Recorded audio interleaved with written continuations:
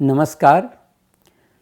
आज हम लोग जयशंकर प्रसाद की कविता पर बात करेंगे। बातचीत का शीर्षक होगा जयशंकर प्रसाद की कविता आधुनिक भावबोध और संवेदना।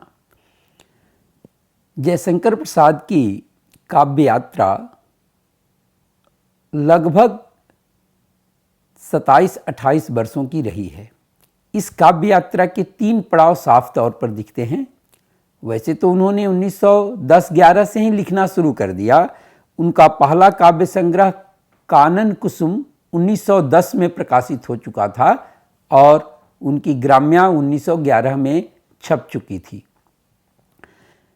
दूसरा चरण झरना के प्रकाशन से शुरू होता है और तीसरा चरण उनके पूरे रचनात्मक उत्कर्ष का है, जो 1927 से लेकर 1936 तक, जिसमें आंसू, लहर, कामायनी जैसी उनकी काव्य कृतियां सामने आती हैं।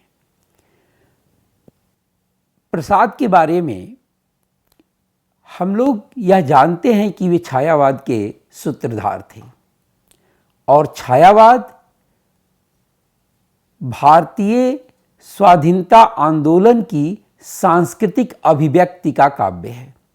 इस रूप में कहें तो जयशंकर प्रसाद जातीय सांस्कृतिक चेतना के प्रतिनिधि कवि हैं। यह जातीयता की अवधारणा आधुनिक अवधारणा है। इस रूप में प्रसाद जी आधुनिकता की बुनियादी संकल्पना को अपने काव्यात्मक संवेदना में धारण करते हुए ही अपनी काव्य यात्रा शुरू करते हैं। यहाँ पर एक बात को हम लोग देखें कि यह जातीय सांस्कृतिक चेतना किस रूप में जयशंकर प्रसाद में आकार लेती है। यहाँ पर एक बात को रेखांकित करना आवश्यक है कि इस जातीय सांस्कृतिक चेतना का निर्माण पश्चिम की सभ्यता की टकराहट से होता है। आगे हम लोग इस पर थोड़े विस्तार से चर्चा करेंगे, लेकिन आधुनिक भावबोध को स्पष्ट करने के लिए यहाँ इतना रेखांकित करना आवश्यक है कि पश्चिम का पूरा दर्शन बौद्धिकता पर केंद्रित था, तार्किकता पर केंद्रित था। हीगल जो पश्चिम का बड़ा दार्शनिक है, वो तो कहता है कि मानव जाति का ही क्यों, विश्वात्मा का विकास और प्रौढ़ावस्था पाश्चात्य तर्क बुद्धि के विकास का प्रतिफल है। प्रसाद जी तार्किकता और बौद्धिकता के इस पश्चिम के दावे के साथ मुठभेड़ करते हुए अपने काव्य को, अपनी काव्य की मान्यताओं को स्थापित करते हैं और अपनी काव्यगत संवेदना का निर्माण करते हैं। कैसे?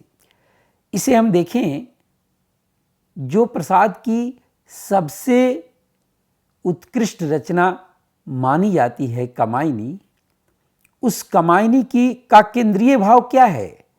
कामायनी में प्रसाद जी दिखलाते हैं कि श्रद्धा बुद्धि की परिपक्व परिणति है। ईड़ा जो उस काव्य में, प्रबंध काव्य में बुद्धि की प्रतिनिधित्व करती है, वह ईड़ा कहती है, इसे दंड देने में बैठी या करती रखवाली में, यह कैसी है विकट पहेली कितनी उलझन वाली में, एक कल्पना है मीठी यह इससे कुछ सुंदर होगा, हाँ की वास्तविकता से अच्छी सत्य उसी को वर देगा। देखिए, यानी जो कल्पना है वह ज्यादा सुंदर होगी। जाहिर है कल्पना तार्किकता के एक विषम छोर के रूप में यहाँ सामने आती है। तो प्रसाद जी जो श्रद्धा की स्थापना करते हैं, उसे बुद्धि की परिपक्व अवस्था बताते हैं और बुद्धि के प्रति ईड़ा खुद इस बात को स्वीकार करती है। इस स्वीकारोक्ति से प्रसाद जी जातीय सांस्कृतिक चेतना को अभिव्यक्ति प्रदान कर रहे होते हैं। उस भावना संकुल जातीयता की चेतना को वे स्वर दे रहे होते हैं। इस तरह से हम देखते हैं कि प्रसाद के यहाँ आधुनिक भावबोध उनकी काव्यात्मक संवेदना का एक स्वाभाविक हिस्सा बनकर आता है। यहाँ से हम लोग थोड़ा और आगे बढ़ें। कमायनी पर ही मैं थोड़ी चर्चा और करना चाहूँगा। कमायनी के बारे में हम सब जानते हैं कि कमायनी की जो कथा है वो सतपथ ब्राह्मण से ली गई है। सतपथ ब्राह्मण के 8वें अध्याय में जल प्लावन की कथा है। देखिए, इस जल प्लावन की कथा के बारे में प्रसाद कमायनी की भूमिका में कहते हैं कि वह भारत के इतिहास की एक ऐसी घटना है जिसमें मनु को देवों से विलक्षण मानवों की एक भिन्न संस्कृति प्रतिष्ठित करने का अवसर दिया। देवों की सभ्यता अपनी ही उच्च श्रृंखलता से, अपने ही भोग विलास के अति से जर्जर होकर नष्ट हो गई। इस प्रलय विनाश से एक मनु बचे रह गए और उन्होंने मानव संस्कृति की मानव दृष्टि प्रेरित मूल्यों की परंपरा की शुरुआत की। अब देखिए, देवलोक को नकार कर मर्त्यलोक को नए सिरे से निर्मित करने का प्रयास और देवलोक से भिन्न संस्कृति प्रतिष्ठापित करने का संकल्प, यह आधुनिक भावबोध के केंद्र में है। लौकिकता के आधार पर ही आधुनिक भावबोध का निर्माण होता है। तो जयशंकर प्रसाद यहाँ देव की संस्कृति को खारिज कर और उससे भिन्न मानव संस्कृति की प्रतिष्ठापना के लिए इस कामायनी की रचना करते हैं, तो जाहिर है कि यह आधुनिक भावबोध की चरम निष्पत्ति है। यहाँ मनु किस तरह से अपने सभ्यता निर्माण की शुरुआत करते हैं? सबसे पहले वे अपने भीतर बाहर के उजड़ेपन से साक्षात्कार करते हैं, उसको स्वीकार करते हैं। वे देखते हैं कि दरअसल हम किस स्थिति में हैं। तो यह आत्म साक्षात्कार की प्रक्रिया यह आत्मान्वेषण की ओर ले जाती है।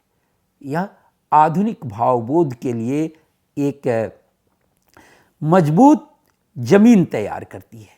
अब यहाँ से हम देखते हैं कि कैसे आत्मचेतना के जरिए मनु जिस मानव सभ्यता के निर्माण की ओर अग्रसर होते हैं, उसके केंद्र में वे मनुष्य के मूल मनोवृत्तियों को रखते हैं।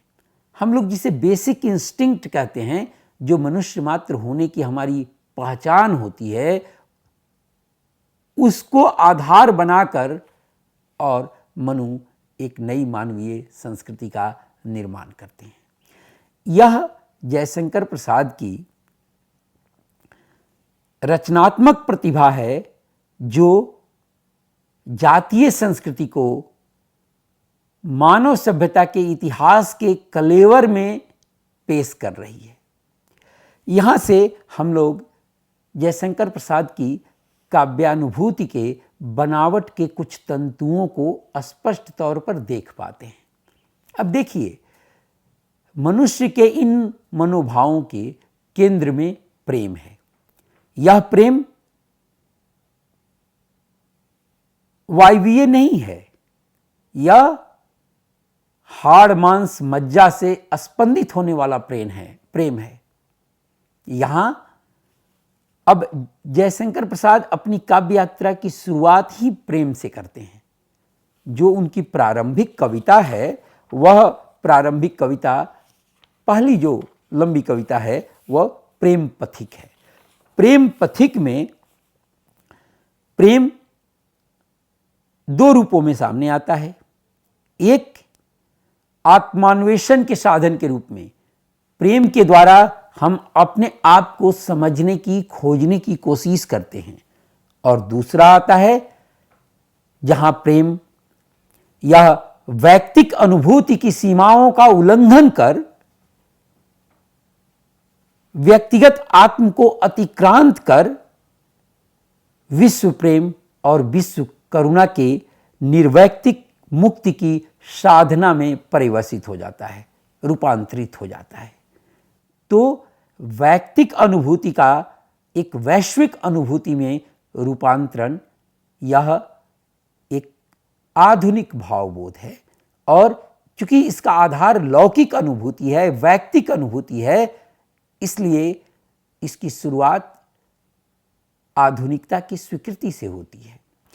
अब इसमें आप देखें, ये प्रेम पथिक तक ही केवल जयशंकर प्रसाद इसको सीमित नहीं रखते। प्रेम पथिक से आगे झरना में भी वे कहते हैं, तापमय जीवन शीतल करना, सत्य या तेरी सुघराई में, प्रेम की पवित्र परछाई में। अब देखिए, यहां सत्य और प्रेम दोनों के प्रति कवि का आग्रह है। यही आग्रह जयशंकर प्रसाद के पूरे काव्यात्मक संवेदना के तंतु हैं, जो उसको निर्मित करने में केंद्रीय भूमिका निभाते हैं। कामायनी में हम देखते हैं कि श्रद्धा भावना की प्रतीक बनकर आती है और ईड़ा बुद्धि की प्रतीक बनकर आती है। जो मनु और श्रद्धा का पुत्र है मानव, वह श्रद्धा की भावना को आगे लेकर बढ़ेगा, लेकिन ईड़ा के संरक्षण में, यानी बुद्धि और भावना के बीच एक समन्वय, एक संतुलन साधने की कोशिश प्रसाद करते हैं। यह बुद्धि और भावना के बीच संतुलन दरअसल एक बेहतर मानवीय संस्कृति के निर्माण का प्रयास है। यहां गौरतलब है कि जयशंकर प्रसाद कामायनी में मानव सभ्यता की कहानी लिखने आते हैं। इस मानव सभ्यता का आधार क्या होगा? प्रेम होगा। वह प्रेम मनु और श्रद्धा के प्रेम से मानव सभ्यता का निर्माण होगा, उसका रथ आगे बढ़ेगा। अब देखिए, यहां जरा ठहर कर हम लोग प्रसाद के ही समकालीन और भारतीय जातीय संस्कृति को एक नए स्वर देने वाले भारतीय स्वाधीनता आंदोलन के नायक गांधी के बारे में थोड़ा ठहर कर देखें। गांधी अपने विचारों की केंद्रीय पुस्तिका हिंद स्वराज में एक बड़ा दिलचस्प वर्णन करते हैं। वे कहते हैं कि पश्चिमी राष्ट्रों का तो इतिहास है, लेकिन इतिहास होने पर वे जितना गर्वित होते हैं, दरअसल वह गर्व की चीज है नहीं। क्यों नहीं है? गांधी इसका उत्तर देते हैं। वे कहते हैं, इतिहास किनका होता है? इतिहास राजाओं महाराजाओं का होता है।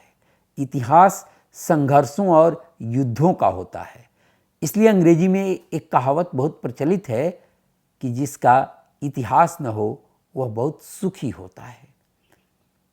गांधी कहते हैं कि भारत में इतिहास की यह अवधारणा नहीं है। अगर सचमुच युद्ध और संघर्ष ही इतिहास का आधार होते, मानव सभ्यता के विकास का आधार होते, तो यह तो मानव सभ्यता कब की नष्ट हो गई होती। मानव सभ्यता नष्ट नहीं हुई, वह निरंतर आगे बढ़ती रही है, अपनी हजारों वर्षों की यात्रा में निरंतर प्रवहमान है। तो जाहिर है कि मनुष्य के अस्तित्व का आधार युद्ध और संघर्ष नहीं, प्रेम है, परस्पर का साहचर्य है, परस्पर की सहानुभूति और विश्वास है। मनुष्य के इस अस्तित्वगत जरूरत को गांधी रेखांकित करते हैं और वह कहते हैं कि भारत की जो सभ्यता है वह इसी प्रेम, साहचर्य, परस्पर विश्वास, सहानुभूति और सह अस्तित्व की भावना पर आधारित है। इसलिए हमको अपने इतिहास को यूरोप के नज़रिए से देखने की जरूरत नहीं है। वे कहते हैं कि अगर राजाओं का इतिहास हम देखें, राजवंशों का इतिहास देखें, तो महज 100-200 सालों तक चलता है, लेकिन प्रेम के आधार पर जो मानव सभ्यता आगे बढ़ रही है वह हजारों वर्षों तक आगे बढ़ती चली आ रही है। तो जाहिर है मानव सभ्यता के विकास का आधार प्रेम है। देखिए, एक समय में गांधी अपने राजनीति के द्वारा भारतीय संस्कृति के माध्यम से सभ्यतागत विकास की इस प्रक्रिया को रेखांकित कर रहे हैं। वहीं दूसरी ओर प्रसाद इस अनुभूति को दूसरे भिन्न धरातल पर ले जाकर एक पौराणिक कथा के माध्यम से मानव सभ्यता के इतिहास का एक नया फलक निर्मित कर रहे हैं, और दोनों का जो मिलन बिंदु है वह प्रेम है। तो यह जयशंकर प्रसाद की पूरी काव्यात्मक संवेदना की बुनावट को समझने का मुझे ऐसा लगता है कि यह केंद्रीय तत्व है। इसके आधार पर जयशंकर प्रसाद की पूरी काव्यात्मक संवेदना को समझा जा सकता है। देखिए, यहां हम लोग अब एक दूसरे बिंदु पर चर्चा करते हैं। यहां जयशंकर प्रसाद पर चर्चा करते हुए जैनेन्द्र कुमार ने जो कहा उसे उद्धृत करने का लोभ मैं संवरण नहीं कर पा रहा हूं। जैनेन्द्र कुमार ने कहा कि मेरे भाव में वह पहले बड़े नास्तिक लेखक थे। उन्होंने कभी मस्तक नहीं झुकाया। हर मत मान्यता को सामाजिक हो या कि नैतिक, धार्मिक हो या कि राजकीय, उन्होंने प्रश्नवाचकता के साथ लिया, किसी को अंतिम नहीं माना। उनकी अतिशय सप्रश्नता, प्रखर बौद्धिकता उन्हें उस जगह तक ले गई जहां खुद बुद्धि पर टिका रहना संभव नहीं रहता। अपनी परिपक्व परिणति में बुद्धि यह दिखाए बिना नहीं रह सकती कि वह अपर्याप्त है और श्रद्धा में ही पूरी हो सकती है। देखिए, आधुनिक भावबोध की शुरुआत जिस प्रश्नाकुलता से होती है, जयशंकर प्रसाद की काव्यात्मक बुनावट में वह केंद्र में स्थित है। जैनेन्द्र कुमार जब प्रश्नाकुलता को रेखांकित करते हैं तो जयशंकर प्रसाद की उस बेचैनी को वे अभिव्यक्ति दे रहे होते हैं, जो बेचैनी उन्हें भारतीय सभ्यता के उस पाठ से हो रही है जो यूरोपीय भारतविदों के द्वारा तैयार किया जा रहा है। प्रसाद उसके समानांतर एक अपना पाठ निर्मित करने का प्रयास कर रहे हैं, और कहना न होगा उस पाठ का आधार भावना है, उस पाठ का आधार प्रेम है, और यही भावना और प्रेम आम व्यक्ति को जीवन का संबल प्रदान करता है। और भारतीय सभ्यता का इतिहास राजाओं महाराजाओं के नज़रिए से नहीं देखना है, बल्कि वह सामान्य जन के नज़रिए से देखना है। यहाँ प्रसाद अपने काव्यात्मक संवेदना को और एक ऊंचे धरातल पर ले जाते हैं। छायावाद के बारे में चर्चा करते हुए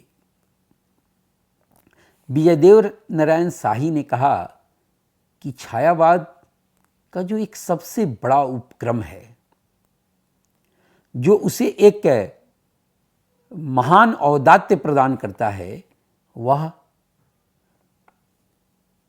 त्रासजनित विवेक को पावनता जनित विवेक में रूपांतरित करने का उसका परिश्रम है। देखिए, यह त्रासजनित विवेक को पावनता जनित विवेक में कैसे रूपांतरित किया जाए। प्रसाद कि यह केंद्रीय चिंता है। प्रसाद इस प्रश्न से बहुत परेशान हैं और अपनी कविताओं में वे इस सवाल से जूझते हैं। देखिए, इस सवाल से केवल प्रसाद नहीं बल्कि उस समय की पूरी भारतीय मेधा जूझ रही है। निराला अपने तय इस सवाल से टकराते हैं, प्रसाद अपने तय इस सवाल से टकराते हैं और गांधी अपने तय इस सवाल से टकराते हैं। गांधी इस देखिए त्रासजनित विवेक को समझने के लिए हमको इस बात को समझना होगा कि जिस विवेक, जिस तार्किकता पर पश्चिम इतना गर्व करता है, उसका पूरब ने किस रूप में साक्षात्कार किया। पूरब की अनुभूति में वह विवेक किस रूप में आया। विवेक की परिणति होती है साम्राज्यवाद की स्थापना में,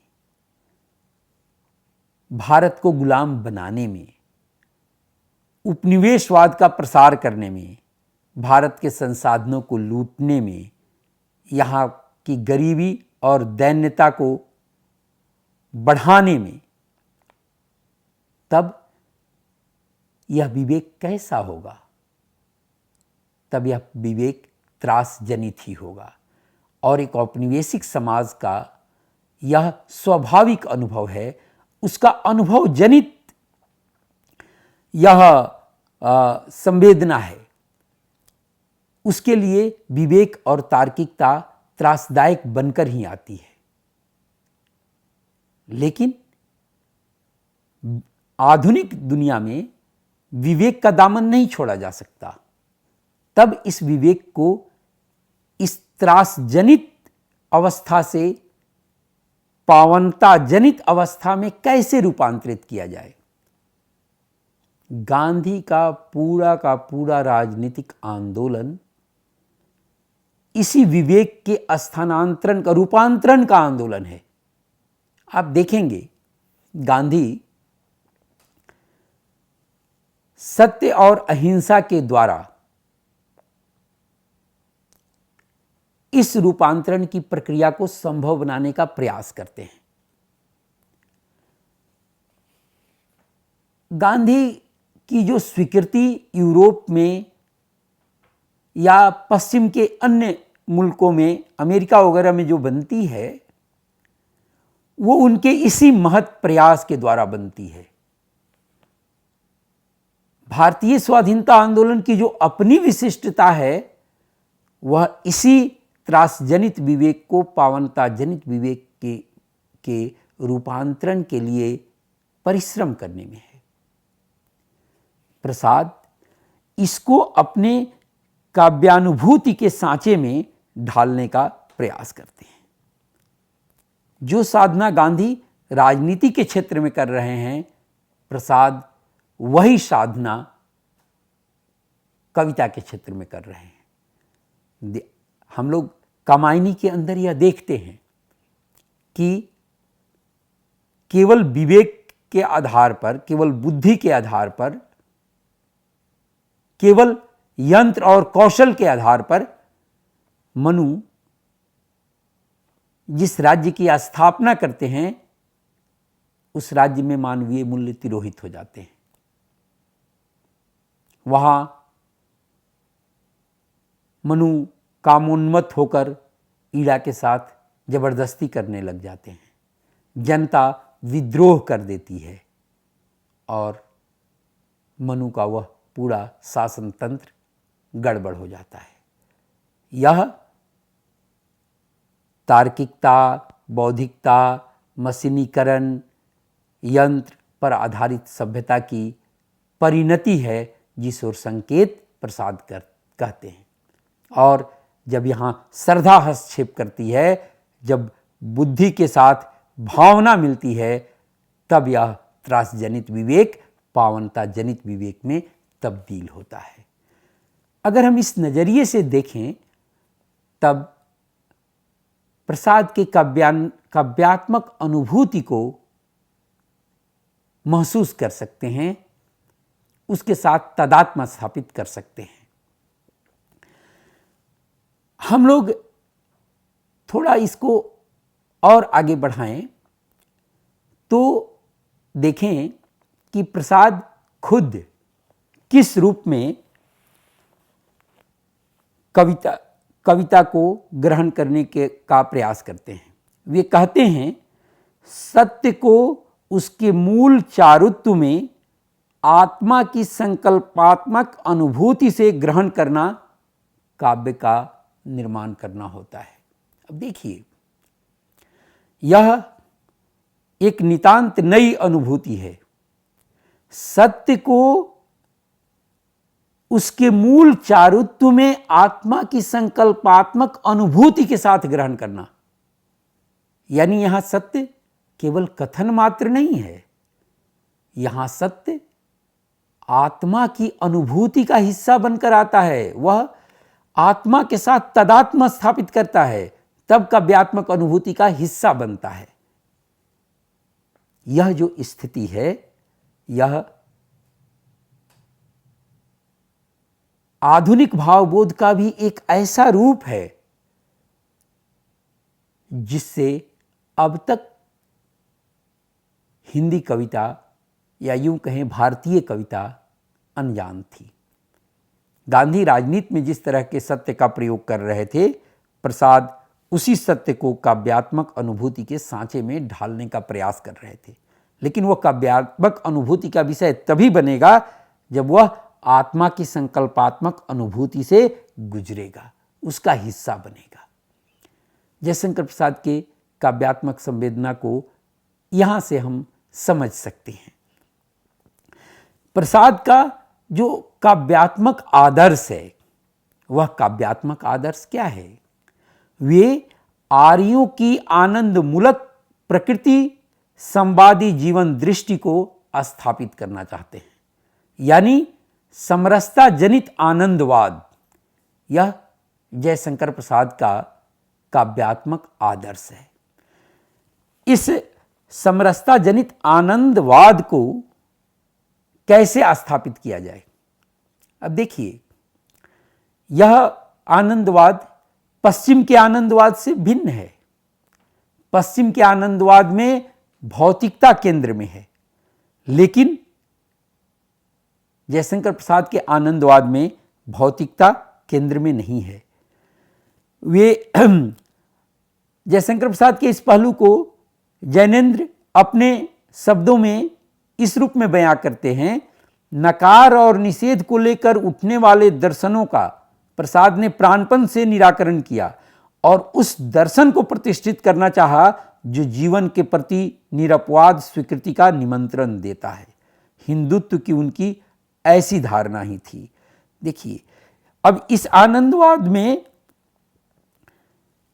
केवल तीव्र रागात्मक संसृक्ति नहीं है, आंतरिक स्वातंत्र साधना और आत्मक्य पर अधिक बल है, अधिक आग्रह है। आत्मा की एकता इस आनंदवाद का स्रोत है। अब इस आनंदवाद को कैसे स्थापित किया जाए? जयशंकर प्रसाद ने इसको लेकर अपने पूरे काव्य का ढांचा निर्मित किया है। कमायनी का भी मुख्य उद्देश्य इसी समरसता जनित आनंदवाद की प्रस्तावना करना है। लेकिन यहाँ इस बात को रेखांकित करना आवश्यक है कि यह आनंदवाद पश्चिम के उपभोक्तावाद या भौतिक वस्तुओं में सुख की चाहत नहीं है, बल्कि इसका स्रोत व्यक्तिक स्वतंत्रता, आत्मा की उदारता और आत्मा के एक दूसरे आत्मा के साथ मिलन की प्रक्रिया से संभव होता है। तो इस आनंदवाद को कैसे स्थापित किया जाए, इसको लेकर प्रसाद सदैव सचेष्ट रहे। और अंत में मैं प्रसाद को समझने का एक और सूत्र मुझे लगता है कि आवश्यक है, वह है करुणा। करुणा प्रसाद के यहाँ केंद्रीय रूप से उपस्थित है। यह करुणा बौद्ध मनीषा की महाकरुणा है, जिसमें पूरे जीव जगत को समाविष्ट करने की क्षमता है। ये सारे तत्व मिलकर जयशंकर प्रसाद की काव्यात्मक अनुभूति का निर्माण करते हैं और इसी के आधार पर उनकी काव्य संवेदना को समझने का प्रयास किया जाना चाहिए। धन्यवाद।